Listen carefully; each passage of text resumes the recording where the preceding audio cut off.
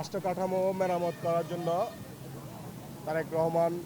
ছাত্রদলের সাংগঠনিক অভিভাবক তারেক রহমান যে ৩১ দফা দিয়েছে,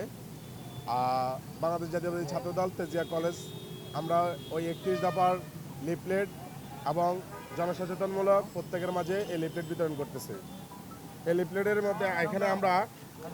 ২৩ এবং ২৪ এই দুইটা অনুচ্ছেদ নিয়ে কথা বলতে চাচ্ছি। ২৩ নম্বর অনুচ্ছেদটা হচ্ছে আমাদের এখানে কর্মমুখী আমাদের যে কর্মব্যবস্থাগুলো আছে, আমরা দেখতে পাচ্ছি আমাদের এখানে যারা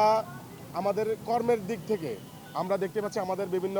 প্রতিষ্ঠানগুলো আছে, আমাদের অনেক বেকার লোকজন আছে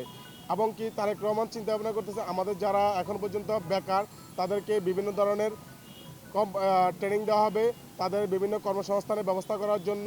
তাদেরকে যে তারা যে কর্মপন্থার উপরে আচ্ছা তারেক রহমান যে ৩১ দফা দিয়েছে রাষ্ট্র কাঠামোর জন্য, তার মধ্যে যে ২৪ নম্বরের ধারা যে আছে ওইখানে উনি এটা নারীর ক্ষমতায়ন। আমরা আসলে সবাই জানি আমাদের যদি নারী সমাজ যদি পিছিয়ে থাকে তাহলে আমাদের দেশ উন্নতির দিকে ধাবিত হবে না। তাই নারী সমাজকে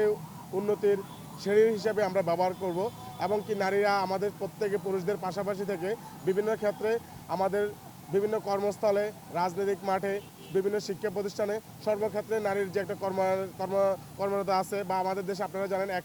এক শ্রেণীর গার্মেন্টসে আমাদের অনেক নারী শ্রমিকরা কাজ করে। আমাদের গার্মেন্টসে যে নারী শ্রমিকরা কাজ করে তাদের যথাযথ মজুরি এবং তাদের নিরাপত্তা এবং আমাদের যে অফিস আদালতগুলোতে বিভিন্ন কর্মসংস্থানে যেসব নারীরা কাজ করে তাদের নিরাপত্তা এবং কি তাদের বেতনের যে সমান বন্টন, হ্যাঁ এই ব্যাপারটা নিয়ে তারেক রহমান তার ৩১ দফার মধ্যে ২৪ নম্বর অনুচ্ছেদে এটা উল্লেখ করেছেন।